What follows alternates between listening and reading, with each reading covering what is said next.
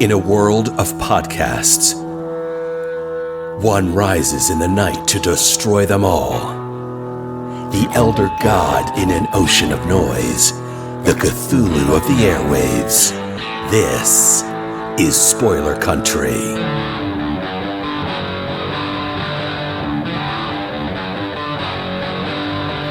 As a waitress in a... Okay, sorry. For us. No, keep going. Hey, thanks for the show, man. Now we're back. Don't. We got Casey back. We got Pete back. We're doing Voodoo Chile #2 on Kickstarter. You, baby. How you guys doing, man? I'm good, man. I'm good. I'm on coffee pot #2. Speaking of things that are number 2. Oh, God. Yes. Woke up With early. all that coffee, you will be going to #2 very soon. Yeah. It hit. Like that. That's why there was like an hour pause in between our earlier conversation and now. But if it takes you an hour to go #2, I'd go to the doctors about that, my friend. You know, it's like sitting on a toilet that long is not good for you. My feet are finally, I can feel my feet finally. Your heart's going to explode, man. This is a terrible way to begin us asking people to check out our comments. Either terrible or really good. Really clever. One of the two. Yeah. And if you enjoyed that sort of sense of humor and fart jokes, then yeah, back Voodoo Chile issue 1 and 2 now on Kickstarter. Yes. And speaking of, I mean, this is issue 2. Ostensibly, this is a campaign for issue 2, but we're having it so that you can order both issues 1 and 2. So if you didn't catch up with the first, don't worry about it. Well, you got it. You can have it in your hands. You can have it as a PDF and issue 2 as a PDF, or you can have the physical copy. And there's so many other goodies that we throw along with it. So we've chucked in a couple of variant covers as well. There's a variant cover that I've done, also working with a 2000 AD artist who I can't really disclose the name of yet because I'm still waiting on a couple of bits back. But basically, they're so good. They're going to be the next Brian Bolland. They're like that good. So I'm getting them I've commissioned them, and that's going to be another variant cover that's going to be available possibly in the 3rd week of the campaign. And also there's an option to get a blank sketch cover where I can then draw whatever character you want on there. If you want a DC hero, you want a Marvel hero, you want an Image hero, or you want something from Voodoo Chile, I can sketch that on there for you as well. So yeah, I will finger paint you a cover on a blank sketch. If you just buy our book, like, yeah, you don't want my sketch cover. You want Pete's, obviously. No, I want that. I want the finger paints. But yeah, I'm so excited about this issue. It is issue 1 times like 10, I think, in terms of like action and just general craziness. We've gone all Spinal Tap and turned it right up to 11 on this one. So exactly, yeah. Because like introductions are hard, right? And going into issue 1, we had to lay down some ground rules. We had to talk about, the world that we're inhabiting. And now we are fully immersed in that world, and that world is kicking our ass. So you guys are going to flip out when you see this. Also, speaking of covers, like the cover that's displayed on the Kickstarter is by a guy named John Charles. And he's done stuff for Antarctic Press, IDW, 2000 AD, Panini UK, and Trident. And we freaking love it. And we've had to alter it on Facebook because we got zucked. But yeah, so the cover, as you can see, he's got a interesting cigar in his mouth. So yeah, I tried to post that in a couple of places on Facebook, and Facebook were like, "No, you can't do that because it's promoting smoking." And I was like, "What? Really?" Yeah. But yet you can have all these ads on Facebook for all this completely fake scammy stuff. But that's not. That's that's absolutely fine. You know? And a Wish ad, like talking about like how the search results prove that you want to buy this ball spreader or whatever. Going back to John Charles a second. Going back to John Charles a second, what we're going to be doing with him is he's such a phenomenal artist that basically we're looking to have him as our permanent cover artist going forward, and then we're going to be doing variant covers on each campaign as well. Some done by me and done by other artists as well. We can get involved, but we're looking to have John do all the covers going forward. And also, along with that, he's also run his own comic called Techno Freak, which is actually in previews this at the moment. So that's well worth ordering. That's awesome. Yeah. So where's the story going in this one? We talked last time about where the first one was going. Where's it going now? Okay, the end of issue 1. Max and London are driving down the road, and they stop because Max realizes, London's situation. London realizes London's situation, and then boom. What is that? What is that situation? Well, London is dead as a freaking doornail. Really? I did not realize. Yeah, we need to talk more. I think it's the transatlantic communication, but yeah. So they realize what's going on, and there's a crate in the back of the Jeep that they've commandeered, and they open it up and they realize that it's full of AK-47s. Oh, ducks. I thought it was ducks. Yeah. Sorry. Like little rubber ducks. Or is it ducks with AK-47s? Well, it could be that new Lego gun that I just saw advertised on. So they realize there's some illicit materials inside the crate, and so that's a mystery. And next thing you know, the VC are surrounding them. So the Viet Cong have captured both London and Max. That's the end of issue 1. Issue 2 opens up with Max being held in confinement. London, things get hot around London in more ways than one. And let's see, Samedi starts volunteering for the Humane Society. And what else? Well, we find out that Samedi has got a penchant for having pet cats. Yes. We find out, Baron Samedi, the voodoo deity of death, obviously loves to have pet cats, which is interesting spin. Which I know a lot of people that hate other people, like Samedi, but love animals. And oddly, Samedi kind of falls into that category. So this happened. So Pete had somebody request that we draw his cats into the book. Right. And when he told me about this, because the initial idea was we'll draw you in our comic. You can be a zombie. Well, then this guy says, I don't want to be in it, but I want my cats in it. And I said, holy shit, what am I going to do with some fucking cats in the middle of Vietnam jungle during a war? And then I started thinking about it, and I said, oh my gosh, I think I love this. And Pete, things just happen. Yeah, I told Pete, what was going to happen. And Pete immediately was on board, like, yes. He took it and ran with it and exceeded any I thought we were just going to drop a cat in and that would be it. Yeah. Pete took it and ran with it, and that's Baron Samedi's cat now, as far as I'm concerned. So the cat. That's nice. Yeah, I was in the pub with the owner of those cats yesterday, explaining that from now on there's going to be cats appearing in Voodoo Chile because he didn't just get it for that issue; he got it going forward, essentially. So yeah. Goodbye. I'm sorry if you don't like drawing cats. I love the idea of the personification of death walking around with an ever-growing army of cats. It really does. It's a no-brainer, So yeah, I'm really, really digging where we're going with this. And Pete I couldn't ask for a better person to create a book with than nice. Pete, because Pete is just 100% there, bouncing back ideas. And this is a true collaboration on all fronts. Like, it's not just me dictating with my words. Pete's coming in and going, hey, let's try this. Let's do this. And so I love co-writing a book with Pete. Ah, you softy. So special. So I meant to grab it before you started, but right over there on my shelf, I've got the book 1 and the art page I got from the first campaign.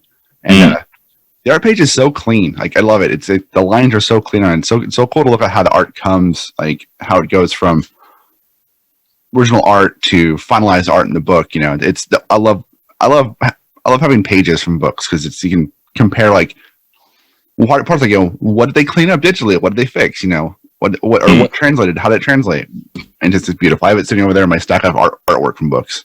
Nice, man. I'm glad you liked it. Yeah, the way I generally work is I'll do my pencils in Clip Studio and Paint, and then what I was doing with book one was actually printing the pages out in blue line, inking them manually, and then scanning them back in. Yep. And the reason why I do that is that essentially with 3D CG, there's a thing called Uncanny Valley, which is like what you got on Polar Express, essentially, with like the eyes and they just look dead behind the eyes, or you know. And what I find with digital ink sometimes is that, and it could just be me being really pernickety about this, but sometimes with digital inks, because they're so clean and it's so controlled and easy to control it that way, that it lacks a bit of human touch, essentially. So, which is why I do it like do the inks manually, physically, traditionally, to basically bring back that sort of kinetic feel into the pages, which hopefully comes through. And that's enough of me being all poncy about why I do. I mean, you're totally right. I'm not. If I have pages to do, I'm doing it with a pen. Like I'll print it out and do it with a pen. I don't like the way digital inks look when I do them because they don't look right. I don't feel like I can control them as well when I do it. I feel like if I do it with a pen or with a brush, I can control what's happening on the page so much better, and it feels way more organic. And I feel like most of the time you can tell when a page is done on a computer versus on a page. Yeah, for sure. Yeah. Pete sent me a page from issue 1, and it was was like Christmas morning. It really was, and it's the page where Samedi is lighting a cigar up, and you see the rings on his hand, and everything just pops. And it really is seeing that art like in full size, the way he did it is fantastic. It really is. Yeah. It is. And it's so clean. I love it. I was happy to get the page I got, and it's going to be framed on my wall once I have a frame, because I got to buy frames. Awesome. So we went to Hobby Lobby to get a frame, and it took us forever because they don't make the frames for like the standard comic size, like comic page size. So we had to find something different and then do a like a border around it. So it was a pain in the ass to find the right frame, and I couldn't find one that I liked.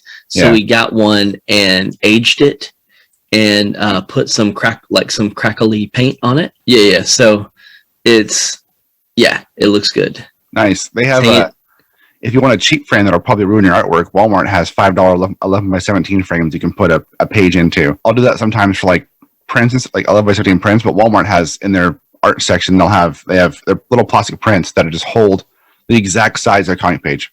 Oh, for real? Yeah, I mean, if you can use them, but don't put them in sunlight because they're not UV protected at all like that. But gotcha. They're just plastic with plexiglass on front of them, but it's like $5 or $7 something like that for an 11x17 frame. We were pulling our hair out going. I have a couple Hobby Lobby somewhere on my wall over there. Yeah. A couple of them. It doesn't help in the UK that I was drawing on A3 as well, which is just slightly off 11x17. I think it's bigger, right? Yeah. Yeah, just slightly. It's like about like half an inch bigger or something. It's just cut it. Use a paper cutter. It's fine. Well, that's what my wife was like. Why don't you just cut it to fit? I'm like, hell no! Can't do that. How much of this? So, if I can share my screen a second, I can show you some of the preview work for work for issue 2. So this is some of the panels with the cats in it, like we were just discussing here. So I can't wait for Wilson, who's done such an amazing job on the coloring for us, to actually get coloring on this. So you've got Samedi battling this lower, bursting through the chest there, and then as you can see, the cats get introduced, and he's like having a little chat to the cats. And then, obviously, like Baron Samedi's a cat lover, but his cats also like to eat dead bodies of Loa as well. So, I mean, they gotta eat, right? They gotta eat. They gotta feed, man. Yeah, it's like by the end of this series, they're going to be well fed. Oh my God, Samedi is a ruthless bastard, and it's gonna come to a head where all these cats are gonna be nice and full. Can we talk a little bit about how we got Wilson on? Yeah. So essentially, basically, the first Kickstarter was complete. It was all done. Just needed the letters chucked on because I'd done the coloring. See, that's the artist talking who sees everything all the time. Yeah, it did the job. But because we overfunded so much on the first campaign, I was just like, look, there must be something we can do with this because, like, these pages can look a shit ton better. So then I reached out to a couple of people I knew, went through Fiverr initially, doing a couple of test pages through a couple of people on Fiverr, which didn't really turn out that well. And then reached out to a guy, I don't know how to pronounce his name, I think it's ESK. The guy who's doing the lettering for us now, KCS.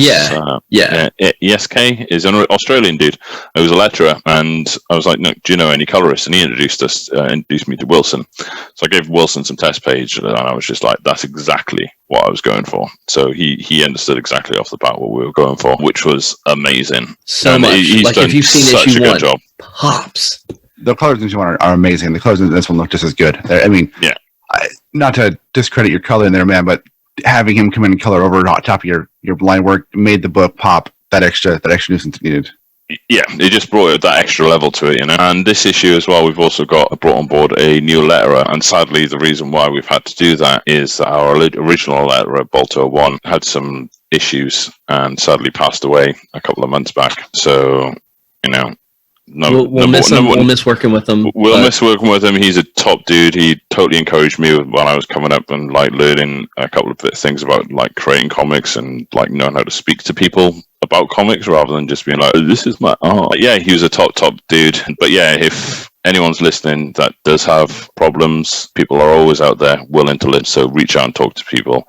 Mental health, suicide amongst men is a major issue. So never be afraid to talk to people. People are always out there. 100% agree with that. I've had some friends who've unfortunately gone that route, and it's always hard. It's always hardest for people who are, I mean, I'm not saying it's not hard for people who do it, but it's always hardest for their people, loved ones, and friends, because it's, as I've heard and said before, it's like, that doesn't take the pain away, just transfer it to somebody else. Yeah. So, but we have a new letterer now, SK. SK is great. He's on top of his game all the way. So we're going to be working with him and Anthony Wilson Go and John Charles as the cover artist. And then you got my stupid ass and then Peter Pete Wood's doing the heavy lifting of the art and just making it look fantastic. And one thing I've noticed, Pete, so it took us the time in which we started with issue 1, inception, everything, to the time we got that final page done. Your art skills grew so much so that when the art started coming in for issue 2, it's like the paradigm had shifted. Your art and the way in which you did this art just blew my mind, and it also seemed like it was on a faster time scale. It was definitely faster than the first issue, and the reason for that was the first issue, there was a lot of world building we had to do before we could even put pen to paper really to think about stuff. Obviously we had to think character design and also, you know, the world in which the lower were going to be in, how we were going to tell the story, you know, and it came down to really, I remember at one point where we decided to give it a go of actually redrawing it, and issue 1, the first 2 pages actually became, I redrew 8 pages of those with widescreen. They look beautiful. Panels, which look great, you know. And there's some really cool stuff on there which could be used for merch, especially that black and white one with the silhouette of the guys going through the jungle. That would make an awesome t-shirt at some point. But yeah, it was just a lot of building, trying to figure stuff out. But now that I knew that as soon as we figured out issue 1 and issue 1 was complete, that the other ones should actually fall into line quite easily, because all the world building and everything like that is already done. So then it's just, which is why when we caught up last time, John, you're like, when's the next one coming out? And it's like, well, hopefully sometime mid-June, June, July time, because to me that's working on an average of about 2 pages a week. So it's like, and we're on it. Yeah. I was skeptical because like I just going like that's a massive amount of work, and I'm happy to just have produced one comic that I can hold in my hand in my lifetime, much less having the opportunity to do 2 and eventually 5. Yeah. Oh my god. So when's the next one coming out? Plan is to, even though the fulfillment on this one says like November, the plan is to get it in people's hands a lot sooner than that. The one that delayed stuff the most last time was actually me halfway, after the campaign going, my coloring shit, we need to get it redone. But now we've got the whole team in place properly, then it should be a lot easier. So ideally the next campaign will be launching on October 31st in an ideal world. Because this one finishes on Friday the 13th, because it's a cheesy date to finish a horror thing on, and October 31st is a great date to start something on for horror as well. So it's like, I 100% agree. It's a good day to it, and it's so. Right, so find this out. When do you expect to have all 5 issues done? By sometime in next year? Yeah, ideally by this time next summer, we'll be talking about launch, like in the middle of the launch for issue 5. So. Nice. Yeah. That's awesome. I'm excited to see how it goes. I've read some of the scripts. Casey sent them to me a long time ago, and I'm sure they've changed since I've read them last, but I've always enjoyed this story. I'm excited to see like what I remember from reading the scripts come to life in each issue, and what's changing from what I've read originally to what's there now. So I'm excited to read issue 2. I loved issue 1. I thought it was great. I'm excited for where issue 2 goes and where it goes on past that. Yeah, Casey's got some, like, I don't know where your brain comes from, dude. Brain for sure. Yeah.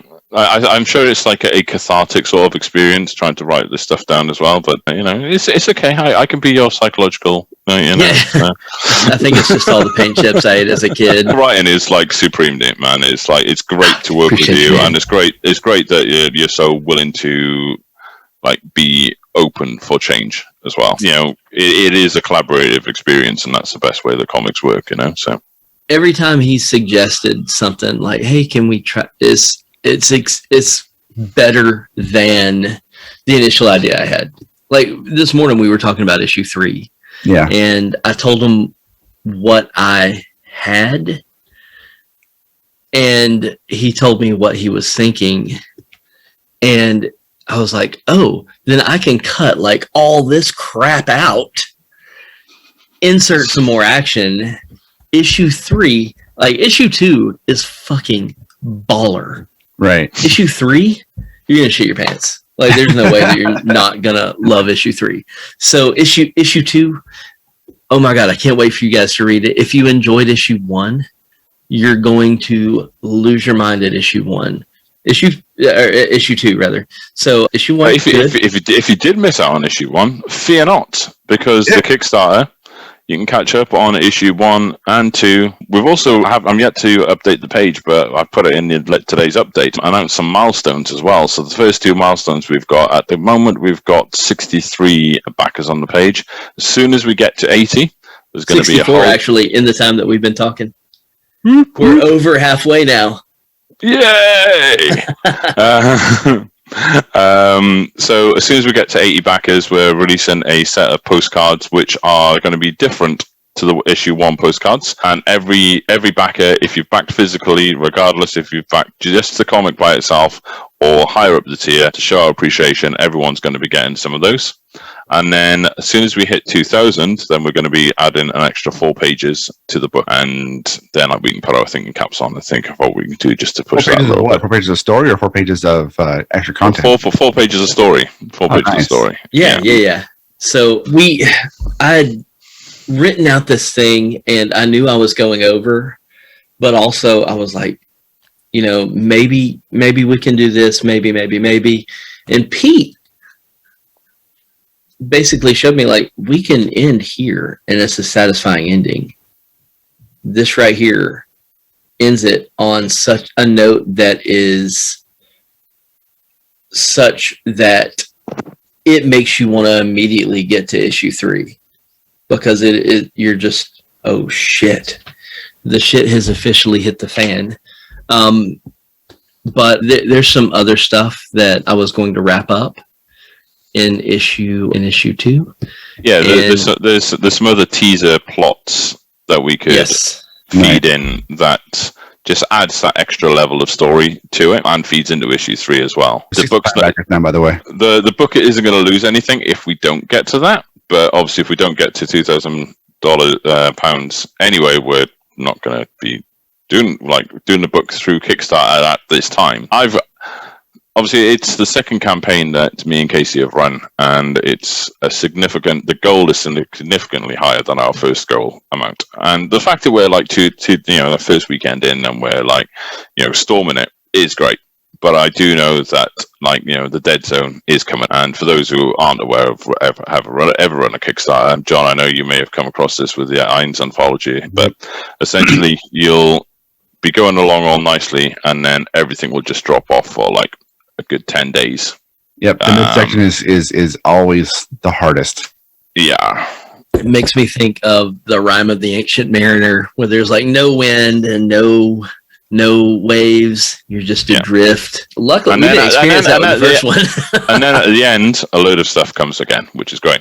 So the plan is for this one is we're going to be releasing new rewards every single week to try and keep that buzz going. And Casey's going to be offering his skills for some rewards as well. I haven't actually run this past Casey, so this is him finding out now. Yes. Yes. So the OnlyFans thing we were talking about last time, now that I know what OnlyFans is, dude, so,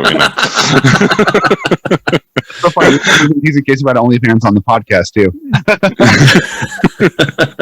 But no, as you know, Casey's a great editor, John, because that's why he's awesome to work with on Voodoo Chile. He's got the Bigfoot karate thing. Bigfoot knows karate, yeah. Bigfoot knows karate. That he's also he started out as an editor, and so one of the rewards will be to actually coming in maybe week 1 or 2 will be Casey offering his editorial skills, providing that the script's already there. He can walk you through and help you develop that a little bit further. If that's good with you, Casey. Like I said, first time you're hearing about this, mate. You can't say no, Casey. I'm down. You can't say I'm no. down. You're twisting my arm. You're twisting my arm.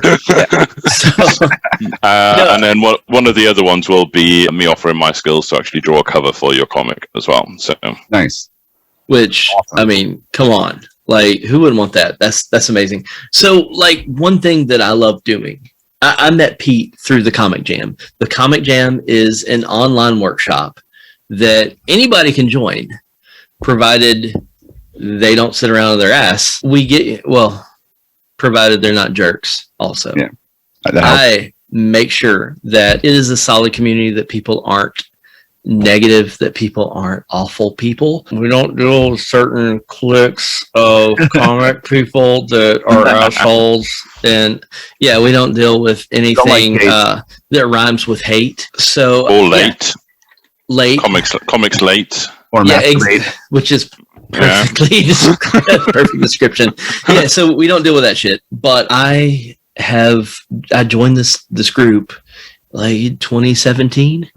And I've kind of gotten to a point now where I edit for this group, and it's so fun developing these talents. And a lot of these people have gone on to do amazing things in comics. Nice. And it's not through anything that I've done personally. They always had that talent, but helping to direct that talent, helping to get them with people that also have the same drive and ability. When you meet your counterpart, when you meet somebody that you click with, point at you, Pete, you can't tell. Exactly, yeah. When you meet that person, you can do amazing things. And part of the Comic Jam is helping the people find that other person or that other group of people.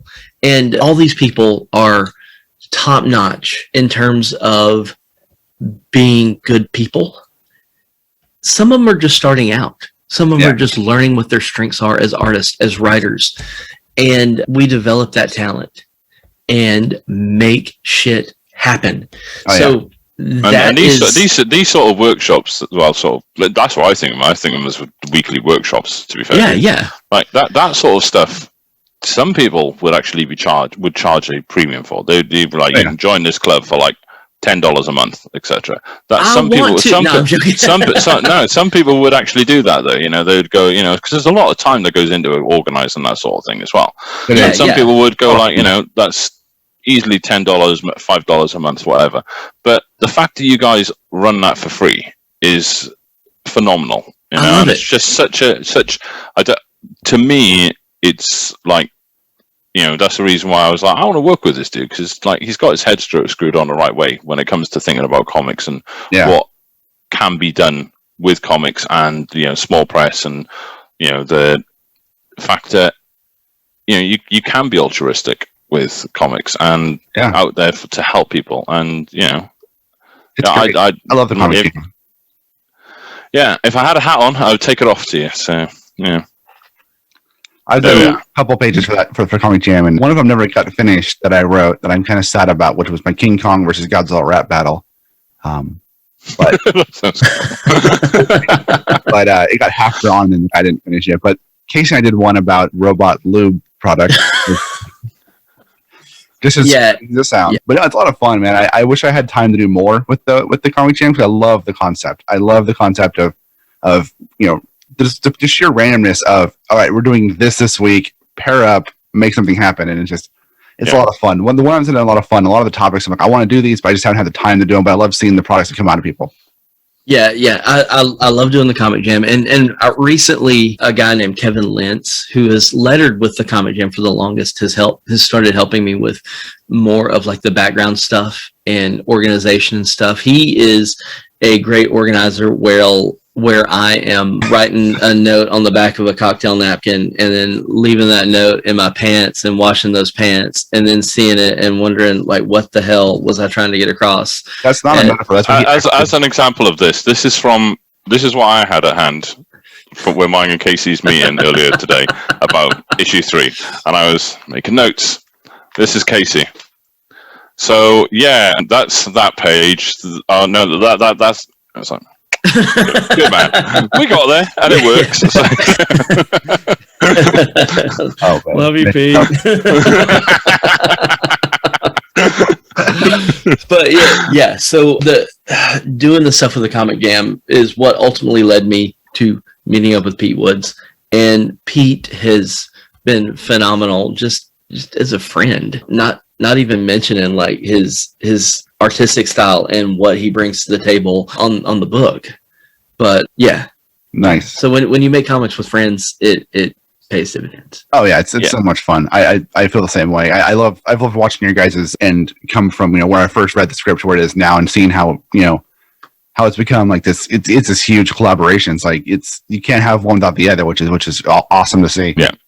So everybody out Listening, you know, it's Voodoo Chile is going now. It's going strong. It's already halfway there. Let's get it over the goal. Let's get it there and get it to those stretch. And it's definitely Chile this time, not Chile as well. Definitely Chile. It's not Chile. Although I still say it Voodoo Chile in my head when I first say it out loud. Casey, Pete, thank you so much for joining me today. Everybody out there, go back to this book. You will not regret yourself. Awesome. It's great catching up. Cheers, John. Nice one, man. John, thanks for waking up. John woke up early to talk to us, and it's worth it. It's worth it. Yeah, I can't wait for you guys to see the book. Get the book. You're gonna poop your pants. Yeah, and it's not because you're on your second pot of coffee like me. Go get some original art from me as well. John loved it. Oh, I love it. On the tier. So I might get some more. Yeah, man. More than welcome. Nice one. Cheers, dude. Thank you. Easy. Spaghetti. And we're back. That's right. We are back. Back in the saddle again. Well, I hope you guys really, really enjoyed that as much as we did making it for you. And if you like what you heard and you want to hear more, you got to go check out spoilerverse.com, because at spoilerverse.com we have a plethora, amazing directors and artists of all walks of life, and editors and writers, and oh my God, are you a lover of comic books like we are? Then there's so many amazing people from the comic book world over at spoilerverse.com, and I highly implore you to go there and check it out. Yeah, and while you're there, you can check out all the other podcasts on our network, like Bridges and Geekdoms and Funny Book Forensics and Haphazard Adventures and Nerds from the Crypt and so many more. Misery We put out Point Radio. episodes all the time. Go check all of them out. And check out all of the reviews and previews and articles we have going up every single day for you. Every day on spoilerverse.com for you to check out and to read and to love and to like and to comment. We have a store link. You want to help support the site? You can do it two ways. One, go to our Patreon, which is patreon.com/spoilercountry. Or go to our store link in the middle of the site there and get a t-shirt, a face mask, a hoodie, something. Look fly as hell and help support the site when you do that because we get $1 or $2. And, maybe you want to talk to us. If you do, you can do it obviously on all the socials. But if you go to scpod.us/Discord, you can join our public Discord server and come chat with us all day long. I couldn't say it better myself, dude. There you go. You just mouthed out a ton of information at once. And really, I hope you guys enjoy what you're hearing because we're working our butts off to bring it to you. We are. I guess there's only one left thing. Yeah, I'm going to go with it. There's only one thing left to do. What's that? In an oceans of podcasts, we are Cthulhu. As Cthulhu compels you to open the mind and read more.